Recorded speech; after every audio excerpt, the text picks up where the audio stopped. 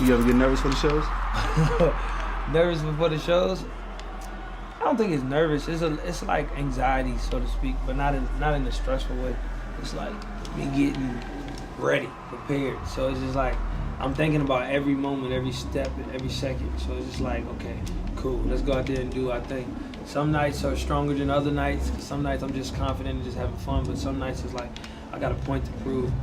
Show them why I need to be doing this. You know, it's disappointing for me in certain ways because I feel like, you know, certain aspects of my career sometimes are overshadowed by the negative stuff. So it's like, that kind of like fucks with my head a lot. Now, how I transition my creativity is basically all I want to kind of show, you know, because I'm tired of giving people something to talk about, you know.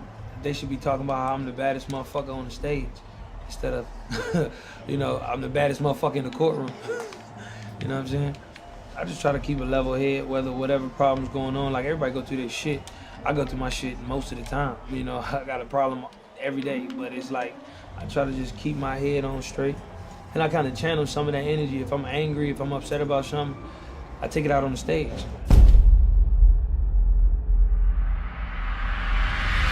Swear to God, I'm moving on.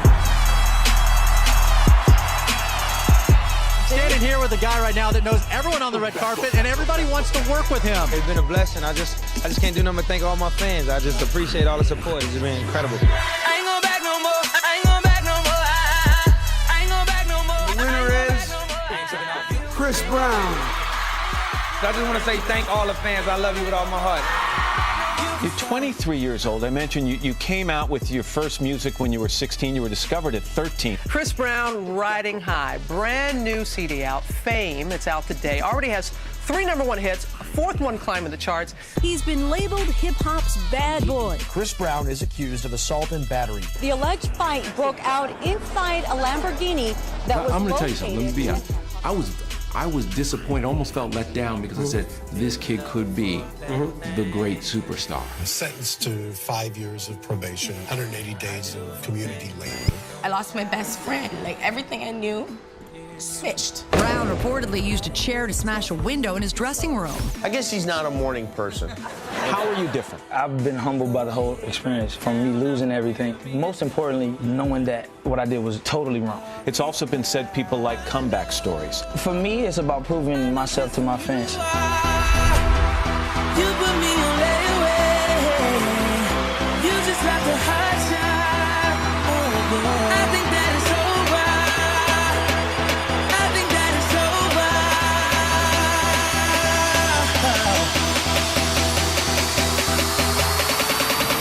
I swear to God, I'm moving on.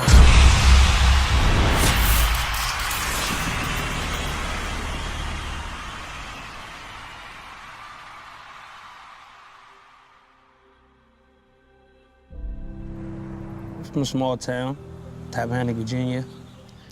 As you see me throughout my journey, I was about 15 when I started. Tell me, Paris, have you seen love? It was about 5 minutes. It was a good start for me as a kid to be able to kind of start off green in a way. Chris was very, very active at a very early age, probably 1 before he was walking. He started out in child care because I ran a child care center. And he was probably one of the most active child in the facility itself.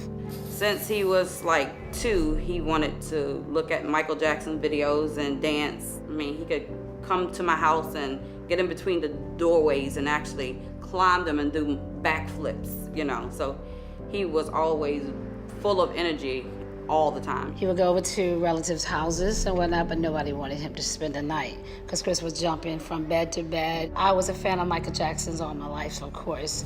So he was sitting in front of the TV. He would try to mimic his moves. Being able to see stuff on TV, whether it be my idols, Michael Jackson, or anybody that I looked up to at the time, you know, and be able to try to put myself in that world. I just tried to always look at it like, okay, I could do that, you know, being from a small town, you know, where there's not too many opportunities, but have that mentality to try to push forward and be something bigger and greater. In school, he liked to be the center of attraction. You know, it's cool upbringing, you know, real country. High school, about maybe 500 kids, and my graduating class was probably about 30. Chris was a happy-go-lucky type of kid. He was always smiling, always moving around, dancing. Every now and then you might catch him over there singing. Even on the basketball court, he was somewhat, I guess you could say, creative and always moving and had different moves than the other kids. I used to go to all of his games. He used to show off a lot. It was like doing his moves on the court, and I'm like, are we playing ball here or what? He was really artistic. He loved to draw. They were mostly drawing assignments, and he was very good with the drawing, shading, and detail, and also with the coloring. He missed some time basically because of his, I guess, the routines he was going through. With my mom, she was a supporter from day one with my music. My dad, you know, he was there too. He actually first taught me how to moonwalk. He used to just, you know, just do it like on gravel one day. I was like, man, how did he do that? He was a kid, just acting out what he saw, but he actually sung on church choirs at an early age. He was good at everything, whether he played basketball, football. He had his own style. He might not always had, you know, the means to have like the best of everything because, you know, times were hard. But he would take older clothes, rip them up, tie them back a certain way, adjust them and make his own style. He would dye his hair red. And then he would go to school and sing, like at basketball games and football games, and all the girls would crowd around him, so he really enjoyed that. I hate performing when there ain't no girls. When there ain't no girls, they just take the life out the performance, because you can't just...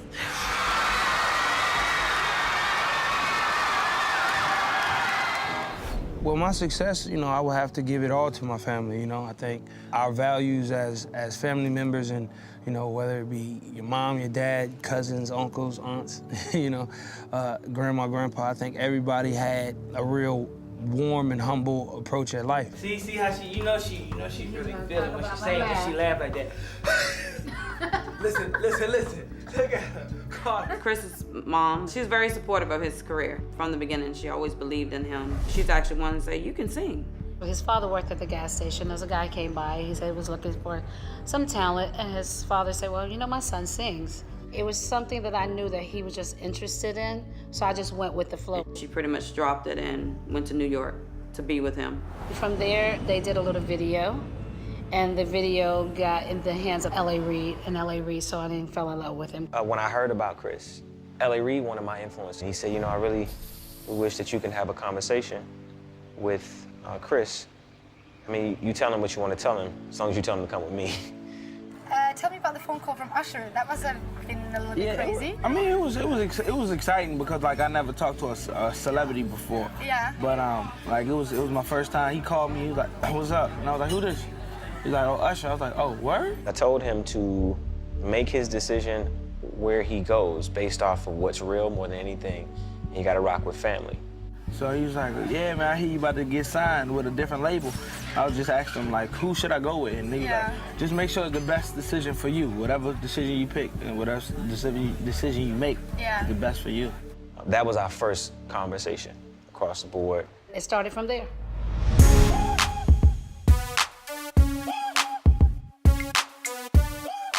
His fame came instant. You know, it came all at once. He was discovered at the age of 13 at a gas station where his father worked. Now he is a platinum recording artist. Ladies and gentlemen, Chris Brown. Being able to maneuver at 15 and try to, you know, and have the success that I did have at the time, I was like, man, this is crazy. When Run It came out, I heard him screaming all the way out, Mom, my song is on the radio. They singing it though. I remember meeting Chris Brown for the first time in Miami. He just got done recording Run It. And as soon as it got done out the studio, it got in my hands and I went on the radio and broke it, helped break that record. And it was a record I believed in. And I knew he was gonna be the next superstar the day I met him.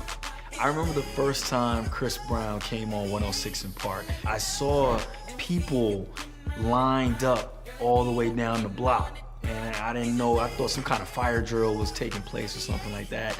And as I got closer, I just, you know, I saw it was kids. And then I looked and I saw they had spray paint on the t-shirts and, you know, the signs that said, you know, marry me, Breezy, I love you, Breezy, Chris Brown for life. And I was like, what is going on? It was fun, but also I'm sure it was very stressful because He couldn't just walk into the store and go shopping, you know, just go play basketball at the gym like he used to. It wasn't the same anymore. He didn't understand that because he figured he could just go and he'll be fine. I'm a normal kid. I'm just Chris. I'm like, no, it doesn't work that way anymore. Well, you know, being 14 and 15 with a record deal, you know, it's the best feeling in the world, but it also comes with complications, you know?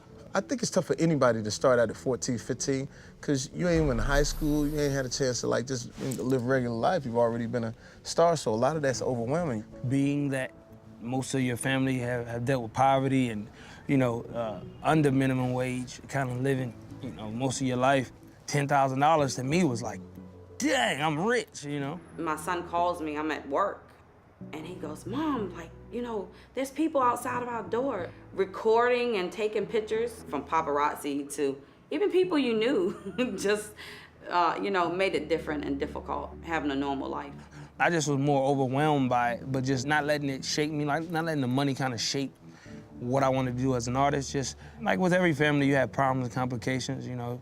Sometimes jealousy and envy plays a big role. It's kind of new to them. Like, it's not really something that even myself really could comprehend at the time. His mom and dad, you know, they had a great relationship, and, you know, one day I guess they were all together home as a family, and then it, you know, it fell apart. Chris not having a father in the house made him to grow up faster than what he actually had to. It was a lot. It was more than I knew that he could handle. What I always call it is I tell Chris, it's God's balance. God is gonna give you that great opportunity to be something fantastic, and then at the same time, he's gonna level darkness around you that's gonna keep you balanced. So with a person that's 14, 15, hopefully they have someone there to recognize the dark patches and say, okay, yeah, we can do this, but you just gotta be mindful of that. Yeah, it was a challenge, and just growing up thinking that he was in this adult world and thinking that he could do what the adults do, but no, just because it's there for you, you're not gonna do that. That is not what you do. For me, having my mother there created a balance, and I think it was a bit difficult, period, for him. You sound very driven. Yeah, definitely. Yeah. But you live with your mom, right? Yeah. I think he felt that he had to take care of me. I got to take care of my mom because my dad is not there. I'm the dad of the house, where he felt that he was the man of the house. That's how he thought, and that's actually what he said. Your family, you expect to be your family. So even family sometimes, you know, change. And at that point, it was kind of hard because Chris was back and forth with me and his father.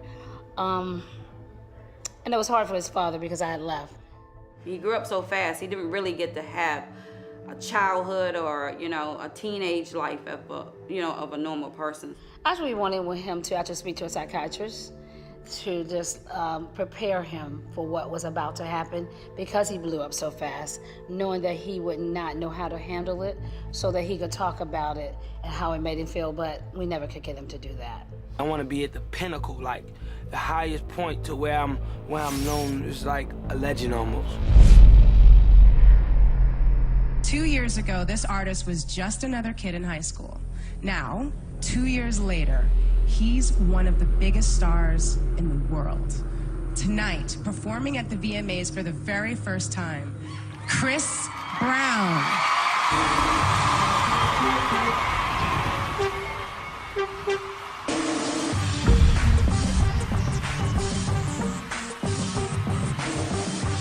I was backstage and my dancer, he ran in, Moody. He was like, yo, you gotta see him. He's on stage right now. He's crazy. And I was like, I'm coming. And out of nowhere, I heard like this groundswell of like hysteria. You know what I'm saying? Like it was just loud. It was loud as it was when I was on the stage.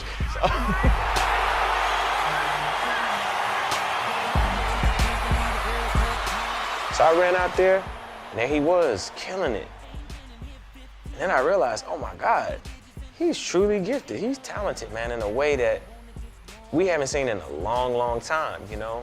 He has a gift like Michael Jackson had that makes you scratch your head and say, what else is he doing? Because I've seen these steps before, I've seen these moves before, but what else is Chris Brown doing? But when I got in the game, I kind of was like, I wouldn't say alone, but I was like, to myself, I had to prove myself. People wanted to be like, okay, well, cool, well, what is this kid about? Or what can he do? I remember Chris's first BET Awards performance. I remember he came out with that white jacket. I think I was backstage at the time. I had to present shortly after, and I just remember hearing the rumbling. And so we're looking at the monitor, and we're just watching this kid, man, we're watching him kill it. This dude is really, really special. I knew he was special, but I didn't realize how incredible of a dancer he was until that day. And I felt blessed to have him. It really showed the best of Chris's ability to sing and dance and win over a crowd. Only person I ever thought about like that is Michael Jackson. There's Michael Jackson and there's Chris Brown. And that's just facts.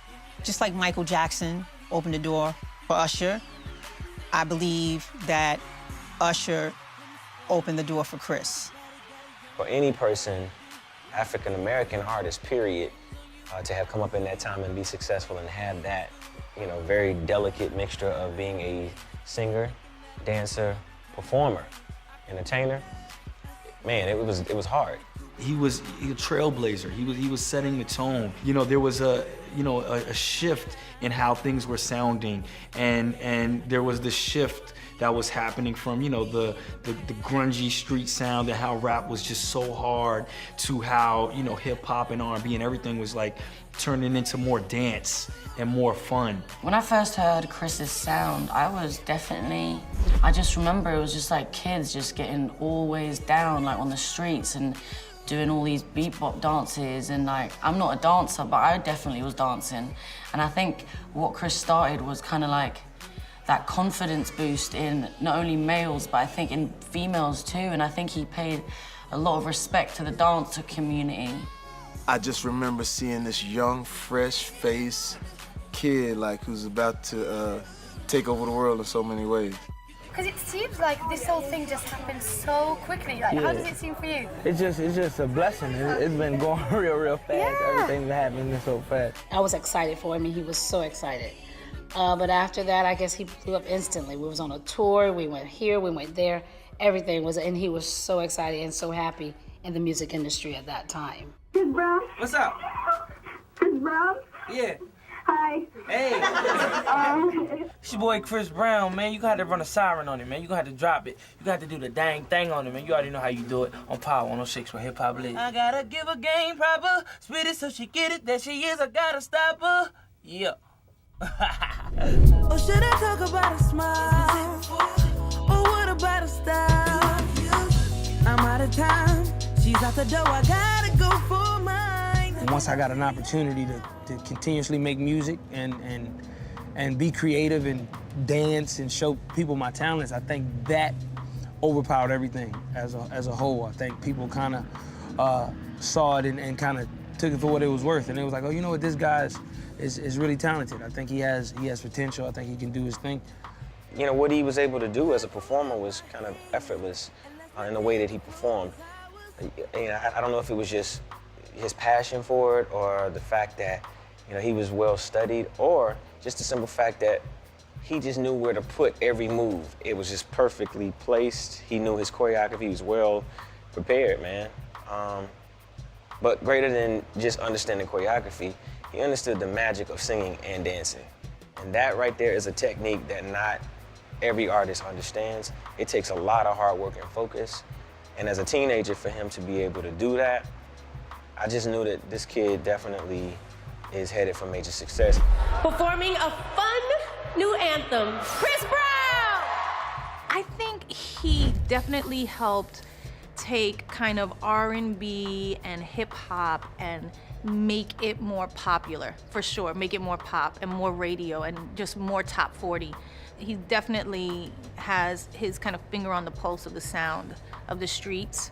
There's lots of great singers, there's amazing, great artists out there, but not everybody sings and dances and performs on a level like a Chris Brown does. Team Breezy, they go hard. You know, they were crazy. Anytime we had like anytime he had a video, it was always voted #1. Anytime there was like any type of competition between him and other artists, he would kind of always blow people out of the water. I just try to put 100% in everything I do, my music, you know, what I'm doing as an everyday person. So, you know, I just want to influence and inspire the world just to be better, you know. No doubt. Hopefully be better with my music. He had this energy about him that was unreal. Like, he was non-stop. Every song he played, he had a different idea for it. He had the video for it.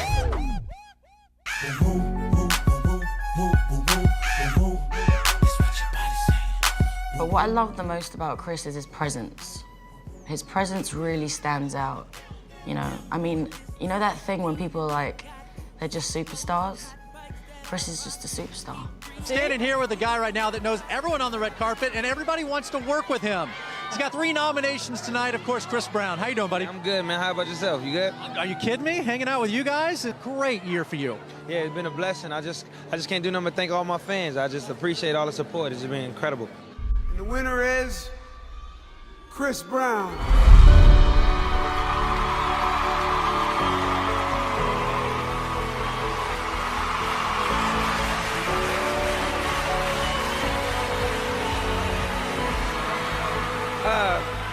I'm gonna try to keep it short. They got the countdown on the prompter, so I'm kind of totally. I would have gave it to Coldplay, but I'm really I'm lost for words. I just want to say thank all the fans. I love you with all my heart. Thank you. You know, I went from, you know, being on top of the world, #1 songs, and, you know, being kind of like America's sweetheart, you know, to being Public Enemy #1.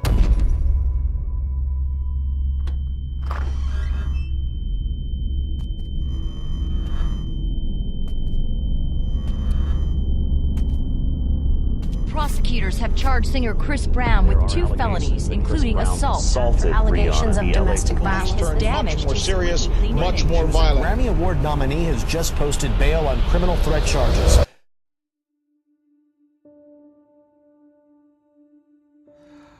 I think I was about 15, the first time we actually met. It was at a show, I think it's Z100, a show in New York. And we were, and I've been hearing her, met like her music and stuff from, you know, the radio. It was a big #1 hit. And I was just sitting there, I was like, man, okay, cool. I want to see what she looked like. I want to meet her. I seen her video, I was like, oh, she cute. So, you know, I saw her at the show, and she was like, hey, what's up, how you doing? And she had an accent, and I was like, never heard that before. That kind of sound good, you know what I'm saying? So I said, you know what? Let me talk to her, see what she's talking about. Just be cool with her. We exchange information and stuff like that. And through passing, we would be on the same shows. She would always would perform and then would go sit in the crowd. She watched my show, so I was like nervous. I was like, do she like me? I didn't know if she liked me or not, but I was just like, she really watching the show, so she actually must like my music. So from there, you know, we just became friends, kick it. Nothing too serious, but we just had, you know, a good understanding of each other. What's all these dating rumors, Chris? Yes, no? I would just keep it as we just doing our thing, just having fun.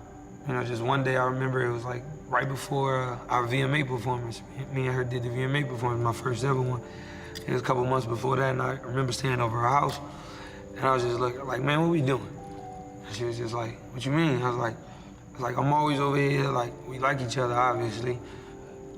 Let's just do it. Let's just be boyfriend and girlfriend. She started laughing. She said, you ain't serious. I don't think you want to do that. And I was like, why? And she's like, no. You ain't ready. And I was like, no, I am. I think I'm ready, for real.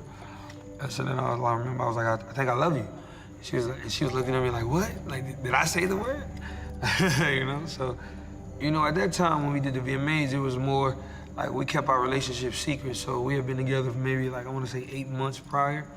So it was we just kept it to ourselves. We didn't want everybody to know. We just wanted it, you know, just to be like, okay, if they guess it, they guess it. But right now, we love each other, so I really don't care about everybody else. So we did the show, and it was like that moment when you got a chance to say, okay, yeah, they're dating, they're talking. At that moment, she had like the biggest records out, like was going crazy. And me, I still was going strong with all my records and new stuff. When we got a chance to do that show, it was kind of like both of us being able to show the world like, hey, we both are dope, talented artists, and we both, you know, are gonna make a mark in this world. It was like a fairy tale.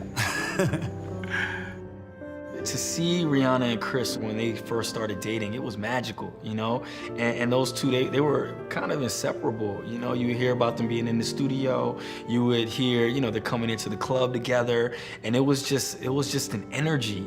At that time in our career, being that young, being naive, gullible, but also just happy, just wanting to be everywhere. I mean, it was no other feeling like it. But with her, with Rhea, it was just like, our power that we had at that age, it's dangerous, man. Like, you could go anywhere. Like, we couldn't go to a hotel and not have 1,000 fans outside waiting. You know what I'm saying? We couldn't go to any restaurant and just eat. Like, real life rock stars at 16 and 17 years old, man, that's dangerous. Because you could do whatever you want.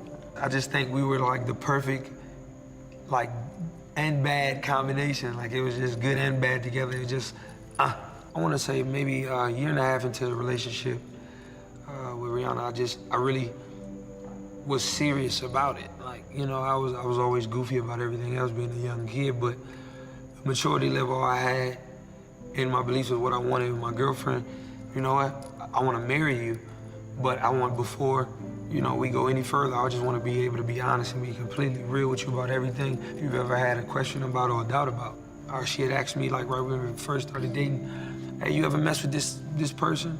And this person, she worked for me at the time. And I said, nah, man, you know what it is. Just, you know, I brushed it to the side. One, I didn't want her knowing my business. Two, I just didn't know who she would tell if I tell her what I'm doing, you know what I'm saying? So around like the 8th month or maybe like a little bit after that VMA performance, I just broke it to her. I said, hey, I want to marry you, but I want to be real with you. I want to be honest with you and tell you, you know, everything. This is what it is. Before we were together, me and this other girl did have sex. My trust totally was lost with her. You know what I'm saying? She hated me. Like, after that, I tried everything. Like, she didn't care. Like, she just didn't trust me after that. From there, it just went downhill because, you know, it would be fights, it would be verbal fights, physical fights as well, mutual sides, and this is the first time I get to say anything. And like I said, I still love Rihanna, but I'm just gonna be honest. We would fight each other, she would hit me, I would hit her. But it never was okay. It was always a point to where we talk about it, like, yo, what the fuck are we doing? Like, I don't like that, I don't like you slapping me. If I go on stage, I got a scratch on my face, and I gotta explain it like, oh, no, I fell, or like, if you got a scar or whatever, or a bruise, you gotta put makeup on it. I feel like shit. Like, I'm not ever trying to put my hands on any female. Anger or whatever, you have to walk away from the situation. Never, ever put your hands on anyone. You know, that was his girl, you know what I'm saying? So I feel like, you know, what he went through it was like a test. And it wasn't so much of the situation. I think it was just a test in life. I was just like Chris. I was very successful at a young age, and when you're really successful, I was taught that can't should be a foreign language to you. A no should be a foreign language to you. You shouldn't be able to understand the language of no, or you can't. Like me, I felt like a fucking monster. 20-year-old pop star Rihanna is the woman involved in the alleged domestic violence assault case. I lost my best friend. Like, everything I knew switched, and I couldn't control that.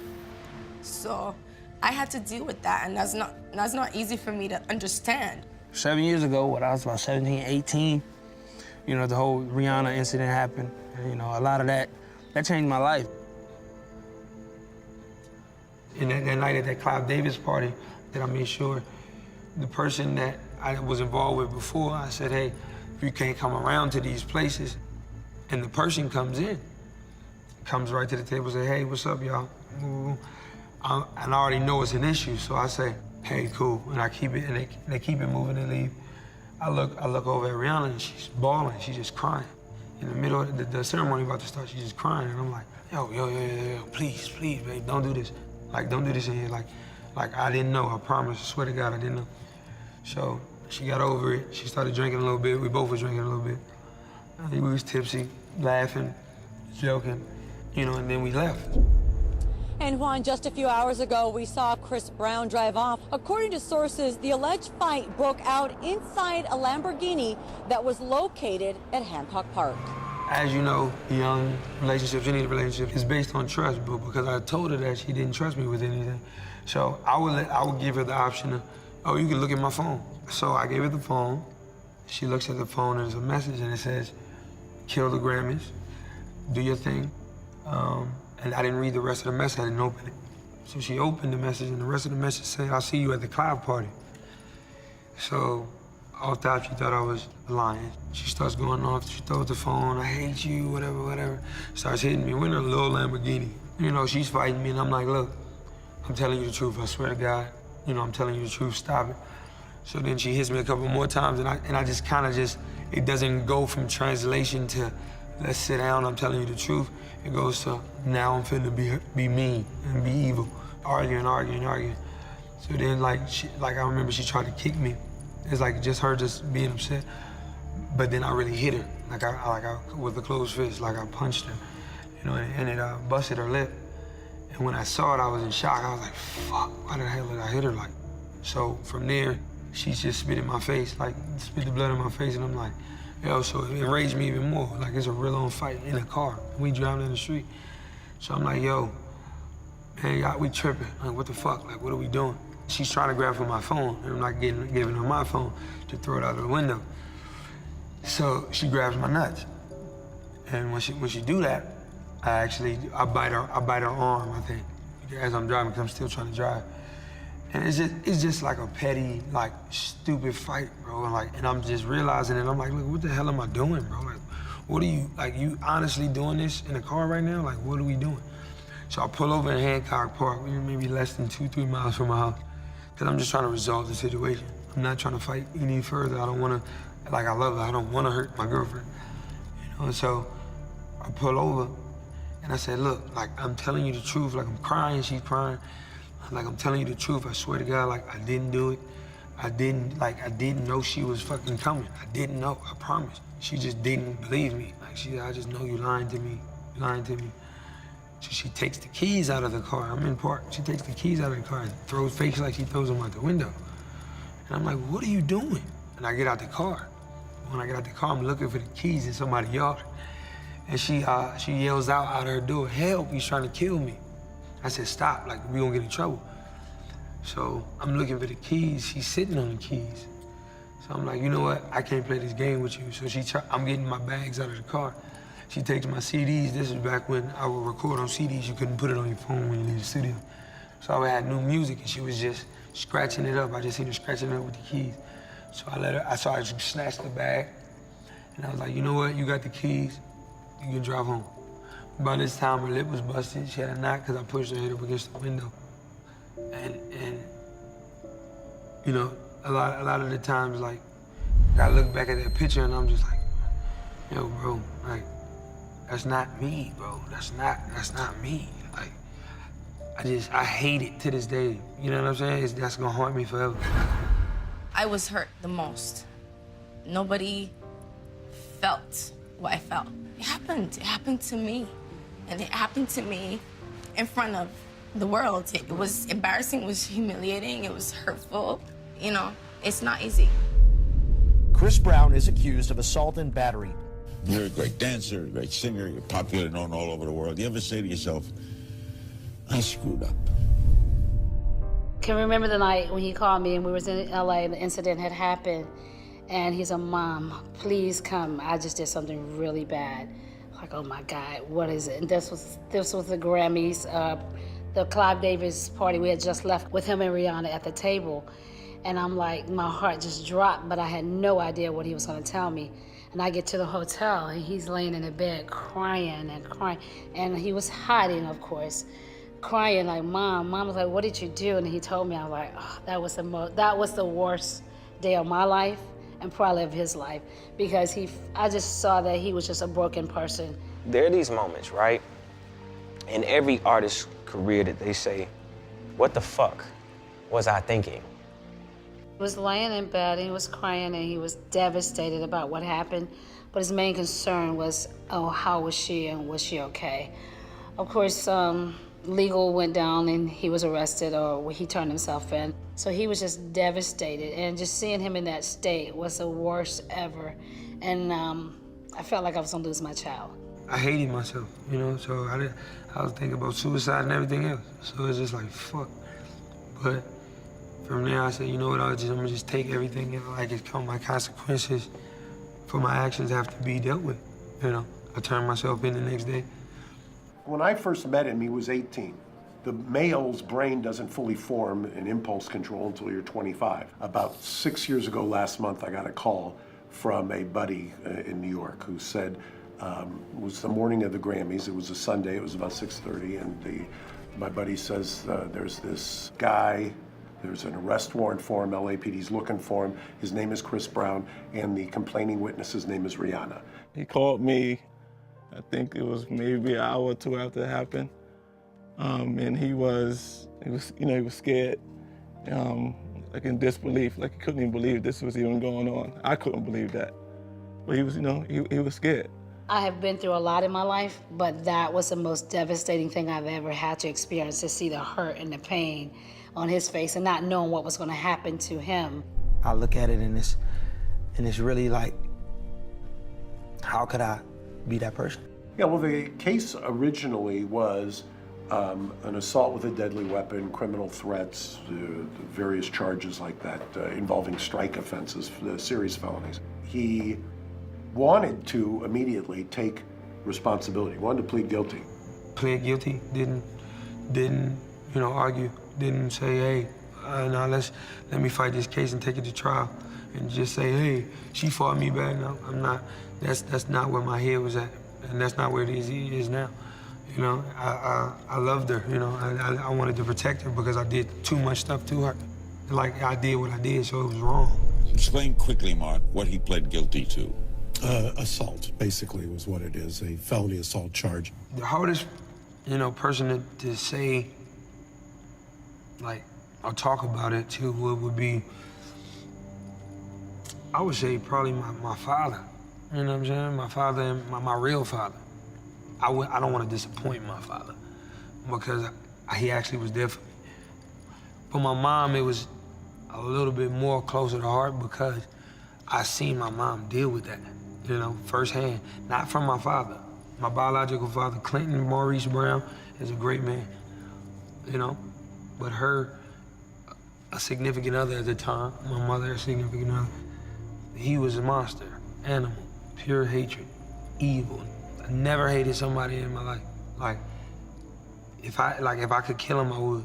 So I promised my mom one day, I said, look, Mom, if I know you tell me not to do like crazy shit and hang with these niggas and do what I do. I said, but when I get 15, I'm gonna kill him. Like, I'm not playing, I'm not joking, I'm serious. I'm gonna take his life. So that's the kind of hatred this guy brings for me, and fear and stuff like that. So I'm terrified of this man. I would be at home, He blew his brains out when I was 6, but he didn't die. Like, he shot himself in the head and he went blind and shit.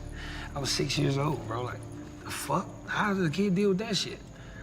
And then, being that he's physically impaired now, it frustrates him more, so he's in a depression. So, but he takes it out on his girl. His girl happens to be my mom. This is what I had to deal with. Like, I had to hear my mom get beat up every night. I had to pee on myself, like, I'm scared to even get up and walk in the hallway because I didn't want to see nothing. Like, you know what I'm saying? So nobody knows that fear that they have to deal with, and then it transcends sometimes, it's learned behavior. So me having to see my mom look at me through that light, like, I just saw him. That's who I saw. I saw him. I didn't see Chris. I seen that motherfucker. And so that's what ate at me a lot. That's what killed my soul a lot, because I was the one thing I was running from. Sometimes you try to run away from the one thing that you don't want to become, and you become it. The only person they hate right now is him. The only thing Chris Brown is guilty of? A felony. We don't know everything that went down. This is a tough one. He's in huge trouble. We're not going to put up with domestic violence as business as usual. And I think we should just take this and keep moving with it. We're not saying that he should be thrown in jail. We're saying he should get treatment. It was a weird, confusing space to be in, because as angry as I was, as angry and hurt and betrayed, I just felt like he made that mistake because he needed help. The label, the name woman beater, is something I would say to somebody. You know what I'm saying? It scares me because that I would place that judgment on somebody. So when people say it, I don't get mad at them. I'm more mad at myself because I feel like I am the reflection of what they're saying. To have that type of success that music brings, people really look at you and look to you for inspiration, for hope, for light, for all of these things. And that pressure can sometimes be so tremendous. You are a rock star, and you live in a world where they want every piece of you because they need to sell a story. He said that he feels really bad about what transpired, that he's going to meet with his pastor and hope to become a better person. There are reports he's gone to anger management classes. Besides that incident, you know, it's like a domino effect. It brings other things to happen. It brings up rage and anger, and we don't understand why we're angry because we think people think about us in a certain way. I'm gonna tell you something, let me be honest. I was disappointed, almost felt let down because I said, this kid could be the great superstar. You say, how could I be the best in the world and people still talk about me? And that's just what life is about. You know, overcoming emotional quagmires, adversity, becoming stronger in life, you know. If you didn't experience any kind of emotional conflict with yourself or with anyone else, you know, I mean, under the lightest struggle, you know, you just crumble. Sentenced to 5 years of probation, as you said, 180 days of what Judge Schnegg calls community labor, and he has to undergo a domestic violence program for 1 year. Well, the first time I walked in the courtroom, I was super nervous, you know. I never even did jury duty, so I was like, man, I don't know what's gonna happen in here. I'm not used to this environment. This is a guy who's gotten kind of everything he wanted since he was 16 years old. But once you step into a courtroom, you lose all control. They wanted me to do jail time. You know, there was a lot of women's rights groups that were calling in and demanding that I had jail time. You know, I was terrified, man. I was only 17, I think, about to turn 18. And I was like, man, I'm about to go to jail. Is this how my life turned out? I got out of my situation in Virginia and made some of my life and I'm going right back. That's how I felt. This is where the process begins. And there has been speculation already by some that this really will end Chris Brown's career. His drive, his enthusiasm, his excitement about everything was gone. It's hard to go from that admiration from the world to all of a sudden that judgment from the world. And being able to balance that and understand how to maneuver through that shit is not easy. Being on probation is like the hardest thing ever. I know that was a tough time. Any little thing could be a violation. I did go into a deep depression. I stayed in my house for 3 months. Stayed in my room, didn't come out. They would bring my food to the door. My homies would be like, come on, man, what's up? And I just sleep in bed, stay in bed all day. Some of the greatest artists in the world have fell, from that, and may fall to substance or things that just really cloud their judgment, cloud their ability to kind of see their way through it. I wasn't sleeping, I barely ate, I just was getting high. I would pop a couple Xanaxes, drink some lean, and just be like, I'm good, and be a zombie for the rest of the day. I remember being on video sets and falling asleep, cussing people out, not knowing why I'm mad. And then I wake up the next day yeah, we gotta shoot the video. They be like, dude, we shot it yesterday. I'm like, dang, so that's when I knew it went bad. And I said, hey, man, I'm not telling you nothing that ain't nobody told me. I'm not telling you nothing that Quincy Jones didn't tell me or Oprah Winfrey didn't tell me. I'm just telling you in a flyaway, do your thing, have fun, but just always remember that if the people that are around you don't have risk like you do, it's probably not cool. The more light we get, the more we have to hide our demons. That's pretty much a deterrent to see who we truly are. The light. The light is the demon. It's blinding you from seeing him. The elephant in the room is the fact that there's been some very tumultuous things that Chris has experienced in his career, right? Well, I'll talk about it. Everybody has shit that they go through, but not everybody has to deal with it in front of the world. 20-year-old. He's 19, she's 20. They're like almost kids. it's a loss in fans or a loss in revenue. If Chris Brown doesn't see either, it's likely he'll continue on this path. One day I just started thinking about it. Well, if they all hate me, I want them to hate me because they can't beat me.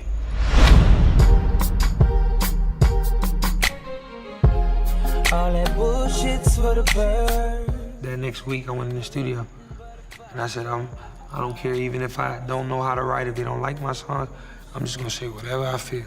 Let me just talk about what I'm rocking with. Then you got songs like Deuces that'll come out.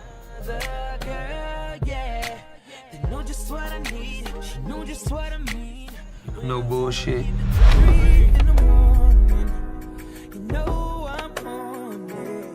And even throughout that process, I tried to get Rihanna back. I would try to call and try to like, hey, what's up, man? Just like, one time she's like, hey, I got a boyfriend, stop talking to me. I was like, whoa. So I said, you know what? Cool, let me just be me then. So putting all my records out, the pain records, the ones that when I'm at my lowest point, and it's like back against the wall, nobody thinks I'm gonna come out the underdog status. I got a Grammy off of those records. I don't know, man, I'm nervous, I don't know what to say. Team Breezy, man, it's all for you, man. All my fans back home, I love y'all. So, we got one. Thank you. Throughout that time, I was able to meet somebody else. Her name's Karuchi, I met her, and she kind of got me through the times. I was like, you know what? Cool, like I'm really cool with not turning up as much. I admit I still did. I will only do that only because I didn't know how to cope with dealing with being in love with her and Rihanna at the same time.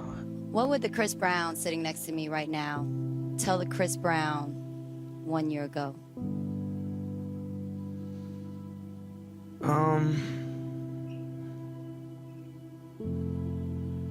Make some wise decisions, brother. Like, I would definitely look at myself a year ago and be like, man, like, really, really, like, don't take this for granted. Don't take anything for granted, and don't think you're untouchable or you're invincible, because you're not. He has to make that decision and choose who he is. We have to look in the mirror sometimes of life and decide, do we like who we're looking at? And I sometimes don't like who I'm still looking at, but I like him more than I used to like him. At that time, I just was trying to mask my real feelings. My life was just slowly going downhill because of my fear. You know what I'm saying? And my insecurities and me not really manning up. So it's 2010. We've decided that we're going to have Chris Brown do the year after, the year anniversary Jackson tribute. But there's one tribute performance we've yet to see. And the crowd knew exactly who it was. And there was this murmur that built, and the lights drop out, and Chris hit the stage.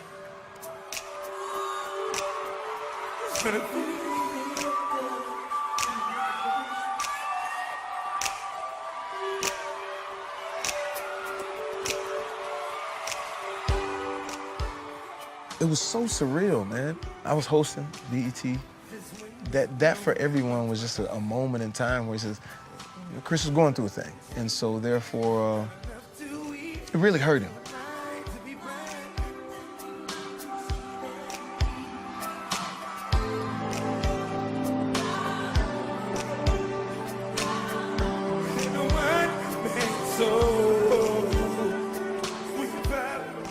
There was a lot of things happening. First of all, we were giving Michael Jackson a real great send-off, a passing of the torch, if you will. And then he poured his heart into it, man.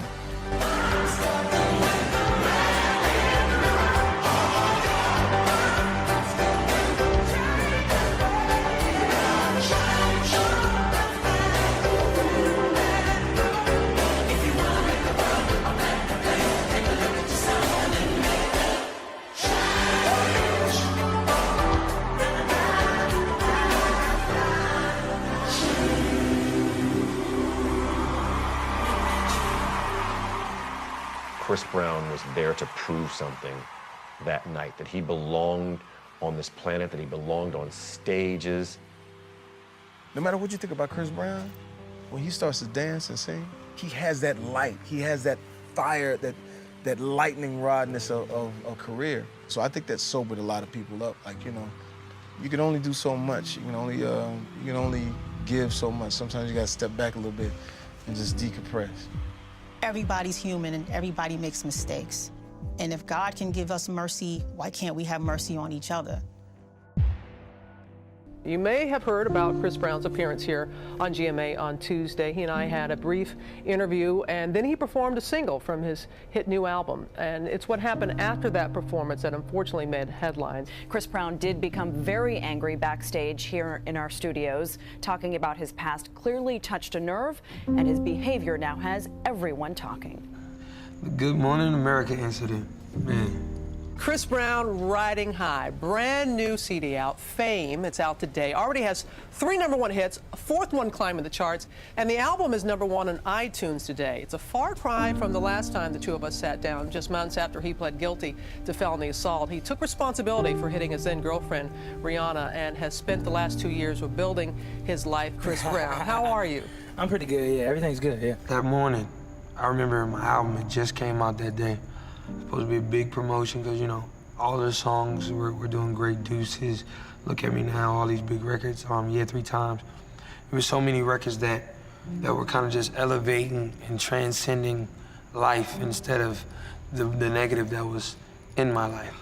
So that morning I remember, and I would always do this, I would prep before any interview. I would say, hey, look, these are the terms and conditions of the interview. You cannot ask this question, you cannot ask this question, and we need you to sign off just so we can take legal action if you do. And thank you for sitting down for just a moment before.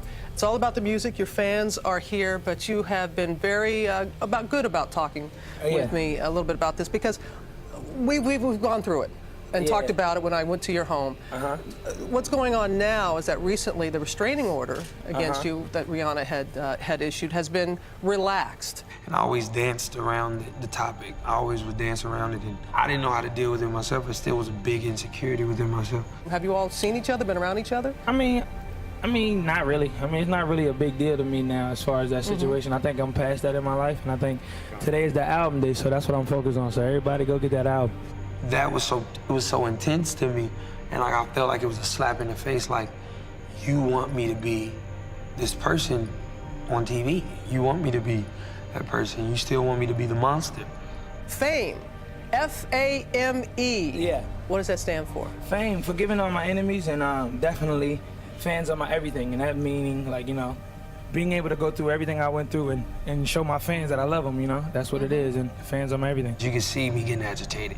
You can see me in there kind of getting frustrated. When you say forgive all your enemies, who do you consider your enemies? Just anybody, naysayers, haters, whatever the case may be. I just think, you know, being positive and promoting that is what I'm about now, and that's what I'm gonna do. I start clenching my jaws and trying to play it off. Yeah, but you can understand how some people, you know, that was very serious. What you went through? It just was killing me because she was depicting the monster that I thought I was.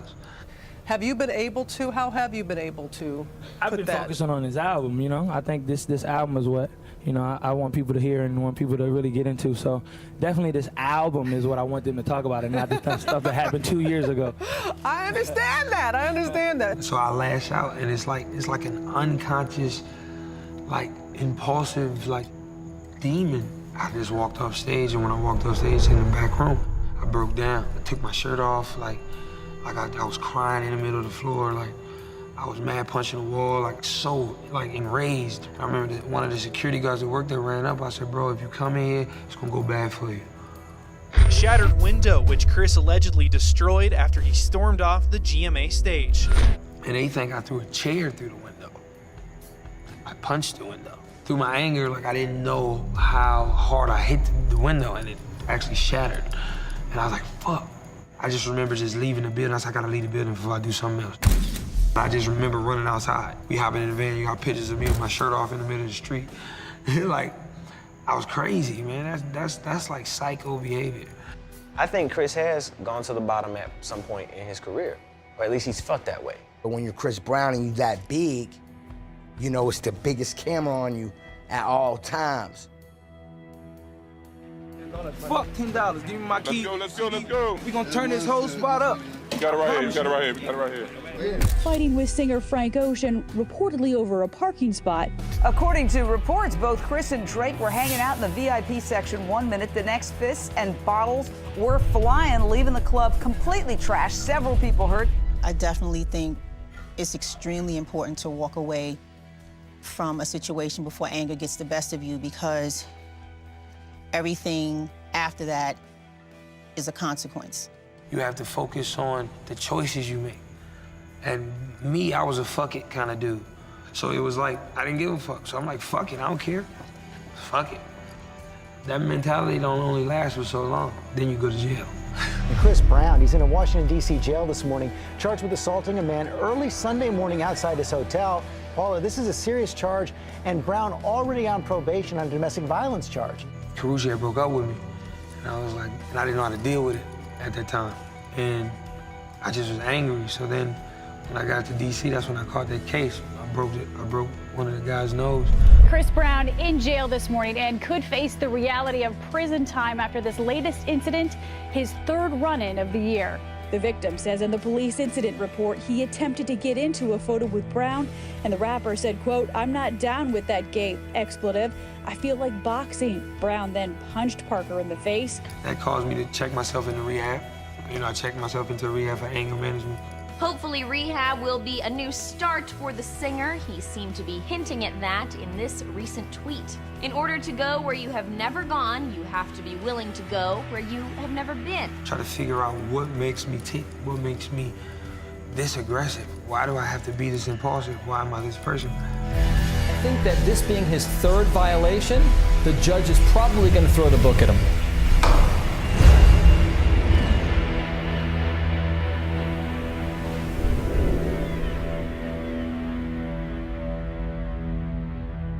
Everybody has some tumultuous thing that happens in their career. The way you rebound from that is what makes you who you are. If you didn't have something to go through, it wouldn't be worth it when you got to it. Chris Brown has checked into rehab. The singer's rep announced Tuesday night he's chosen to enter a facility. His goal is to gain focus and insight into his past and recent behavior, enabling him to continue the pursuit of his life and his career from a healthier vantage point. During that time, I had to do community service and go to the rehab. Rehab helped me to a degree. Not to discredit anybody there, but you know, I think because of my lifestyle and who I was envied a lot by even some of the staff and some of the people that worked there. Chris was thrown out today for breaking internal rules. Sources are telling us that Chris had an inappropriate, is how we're being told, a relationship with a worker there. So I get a call up to the office. They say, oh, somebody wants to speak to you. So I walk up to the office like, okay, cool. 7 cops just come out drawn, guns drawn. Get down on the ground. I'm like, what the fuck did I do? So the woman, I guess, she lied and said that I talked about threatening with knives and guns, and I like to hurt people for fun or whatever it is. Like, if you look at any of the reports in the whole time I've been there, there's never been no incident of me saying anything like that. I said, why would I even randomly joke about that? You know what I'm saying? So I could see that it was somebody set me up. So automatically, they called my PO and said, we kicked him out of rehab. And then the judge said, well, go pick him up. County jail, here I come. I don't think that there's any doubt that Chris Brown is not guilty, and we want him to be found not guilty. He's been there for 90 days. He was making tremendous progress. You know, do you have a bad day? I have bad days sometimes. Do you say things you'd like to take back? I certainly do. So I don't know that being in a therapeutic session and you're talking about your reflections and you say one sentence means you go to jail, seems to me to be counterproductive to therapy.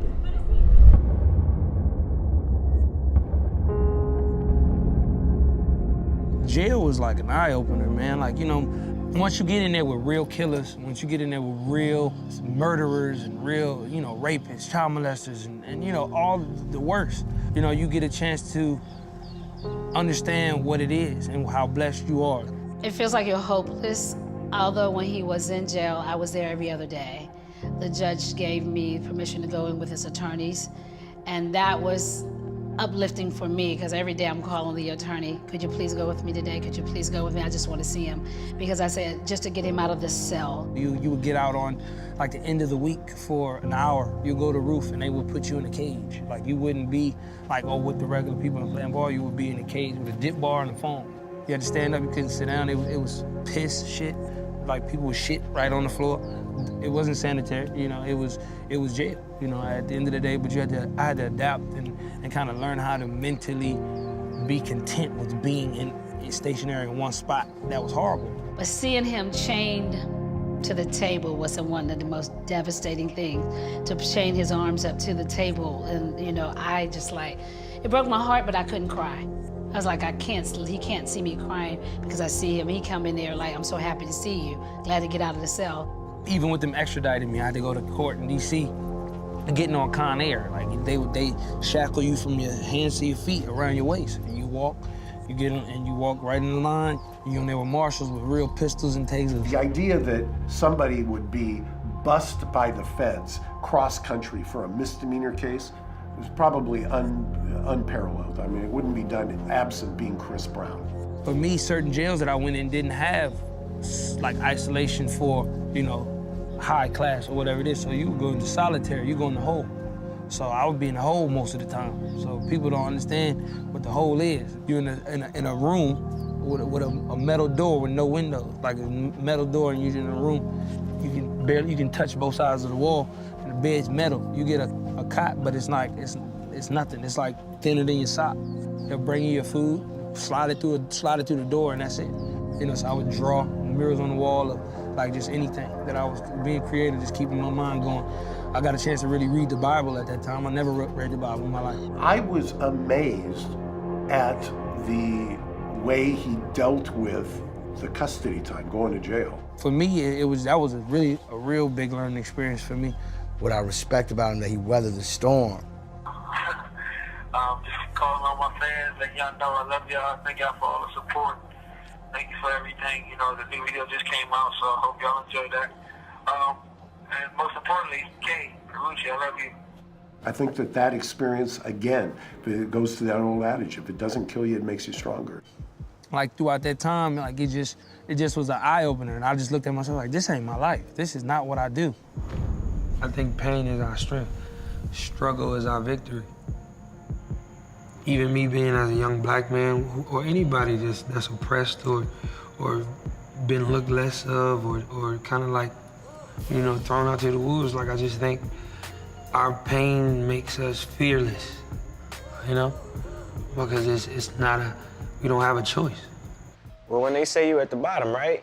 There's nowhere to go but up, always. Thought it was over. The controversial singer was released early Monday in Los Angeles, according to authorities. As a refresher, he'd been in lockup since March when he was arrested for violating the rules of a court-ordered rehab center. I was released from jail, I think July 6th. And it was a Sunday. I just remember I was like, whoa, they came and got me. I kissed the ground when I got out and everything. Went to Burger King. I was like eating every burger you can name. And then I went to my girlfriend at the time's house, Kay, because my house was down the street. I just didn't want to go to it. So I would stay at Karuchi's house. When Chris Brown was locked up, them fans was fighting. And when he came home with a celebration. And that's what it's about. When you in jail, you have a #1 record. And the people got love. They love Chris Brown.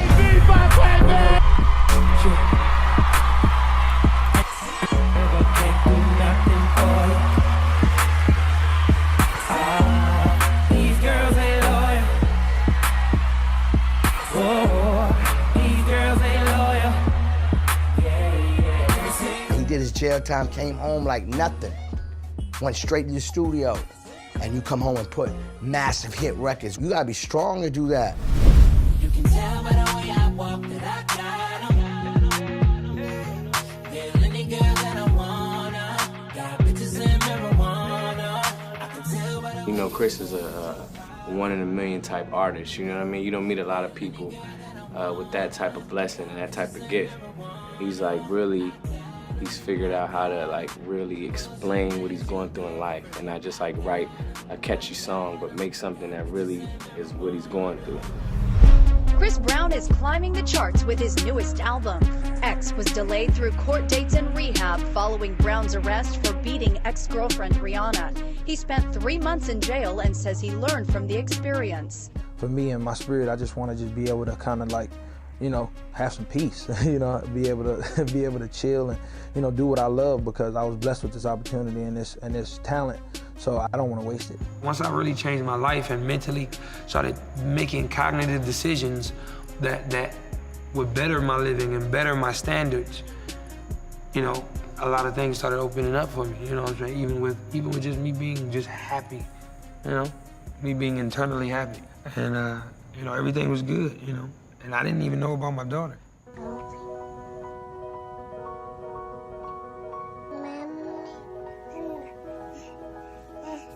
During me and Karrueche's breakup, like August and September is when my child was conceived. As the time goes on, I'm on this tour, you know, this big tour we doing. I get a phone call, girl crying, and I'm like, what's up? And I'm like, what's wrong with you? She's like, yo, he's not the father, you the father of the baby. At this time, I'm in a relationship. I'm trying to have, like, you know, trying to get my girl pregnant at the time. I'm trying to, you know, do the right thing as a boyfriend and not cheat, not mess with no girls, none of that stuff. So I'm like, whoa. She came, I looked at the baby. As soon as I saw her, I was like, she looks just like me, like that's my kid. Say what's up. So once I found out, I guess somebody leaked like the story to TMZ or whoever they leaked it to and said, hey, boom, Chris got a secret baby. And my lawyers called me 30 minutes before the story dropped, like, yo, they about to run the story, they already called the story, they're gonna run it, you got anything you wanna say? I'm like, no, what? No, I ain't even around my girlfriend. Like, I need her here so I can sit her down and have a real face-to-face conversation and really be honest with her and let her know. 30 minutes, boom, is on everything. So reports have been swirling that Chris Brown is secretly the father of a 9-month baby girl. I'm calling her. I'm like, look, listen, she looking at it as I'm calling her. She's screaming at me, what the hell is this shit, bro? You ain't shit, I'm tired, it's over with, boom, boom, boom. Done. Karrueche Tran has confirmed this whole thing on Twitter and dumped Chris Brown in one swoop. One can only take so much. The best of luck to Chris and his family. No baby mama drama for me. Into that relationship, you know what I'm saying? And like, I love my daughter unconditionally. Like, it's like nobody comes before her. You know what I'm saying? God made her, you know, for me, I think. What you see? It's a top. Don't eat the top. Nobody comes in between me and her. I love her with all my heart. I wouldn't trade her for nothing. Chris is just a really caring guy. He's always been that person, and he looks after everyone. And before he had a baby, and before royalty was royalty, it's about time people see that Chris is who Chris is, which is a loving, caring, gorgeous person. Being a father now has kind of even made me grow up. It made me grow up way more now. Life it's a special thing, man, because, you know, it's going hurricane. You know, somebody else would have gave up. You know, he ain't allowed that. But my daughter, she shaped me to be like a real man. That's what it's all about, because we can only be entertainers, fighters for a short duration of time. And after that's over, we're still human beings. We have to improve on being better human beings in order to succeed in life. You know, this is the hardest game, and the hardest goal that we're trying to accomplish. It's life. Whatever that is he wants, that's up to him. It's a life lesson for all of us because it's affected all of us. If you truly do love Chris Brown, then you felt everything that has gone on with him.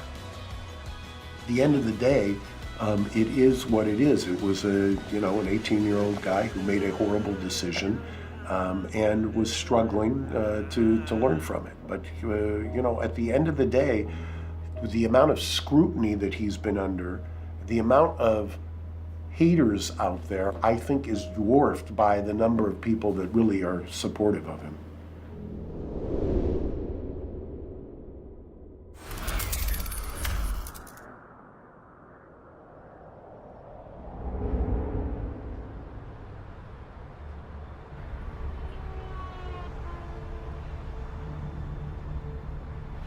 Today, I am nervous, but a little bit happier than sad, you know? Because usually when I come in and do, you know, the whole lawyer thing, go to court, it's always, well, you know, we're gonna have some trouble. And Mark always gives me a speech like, I cannot keep saving your ass. So, you know, it's really a better day now that the probation report isn't horrible, it's actually good, you know? So I'm nervous, but trying to keep it together. You know, I want to get in there and just be respectful, polite, and, you know, if I get off probation today, it will be a miracle and be amazing. Well, today I'm hopeful. We'll see. We've got a good report. He just finished his tour. He has completed his community service. All of the things that the judge had asked the probation department to investigate, the law enforcement has given him a clean bill of health. He's tested repeatedly, clean. His psychiatrist gives him kind of great marks, and I can echo that with psychiatrists. The breadth and depth of his understanding and self-awareness is light years from where it was 6 years ago. Right now, it's always nerves, man, because you just never know. Especially in my case, in my situation, it's always something. I'm just waiting. Hopefully that day is the day when all that ceases. Wish me luck.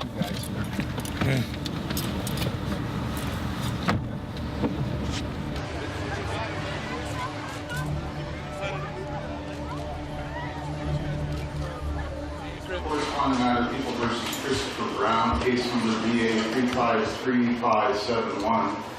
The defendant is present.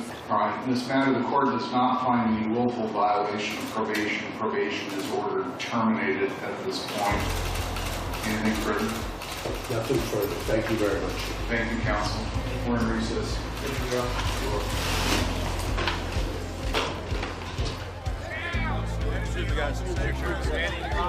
Anything to say, Chris?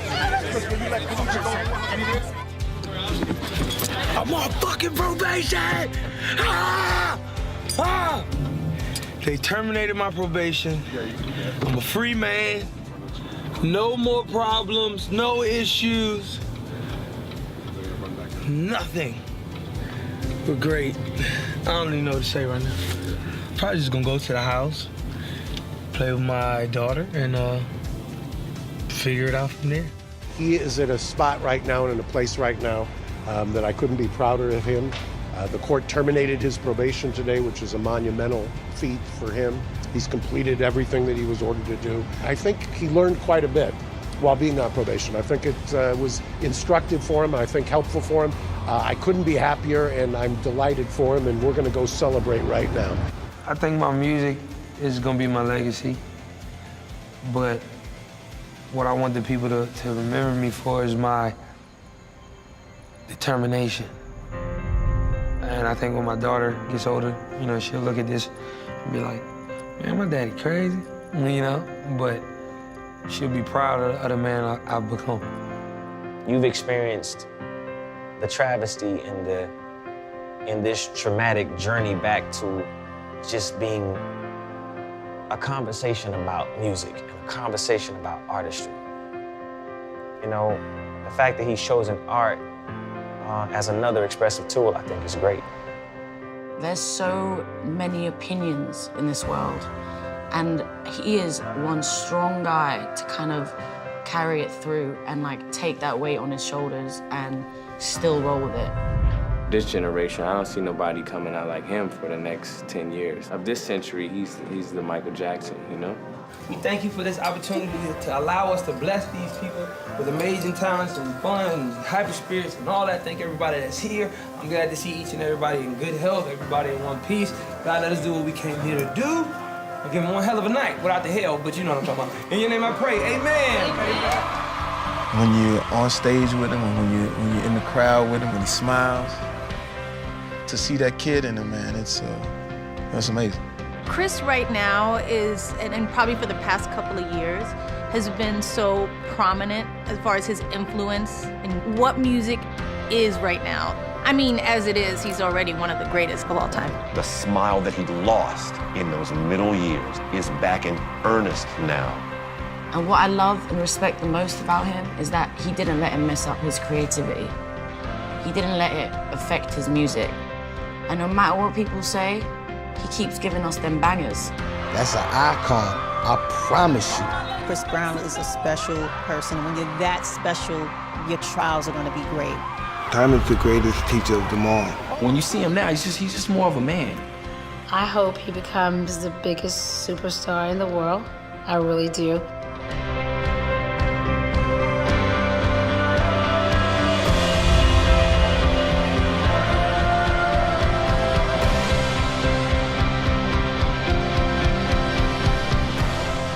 My legacy is based on my choices, you know? I choose to be a great father.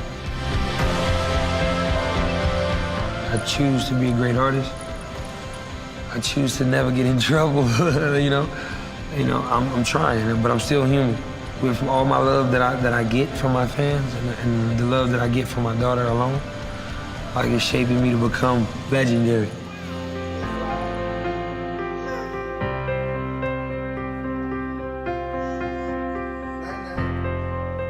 If there was ever a doubt in your mind, Chris Brown was done, he was finished, I wouldn't bet on it. Every dream in my head, it's like a mountain that I just keep climbing. And when I get to the edge, I turn around and put that dream behind me. And it never feels the way I want, but I keep on trying. I just keep on trying. Have you been there?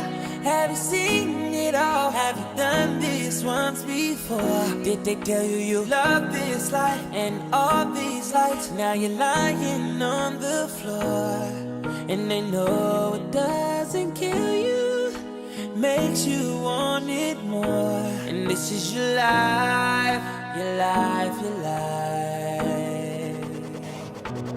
Welcome to my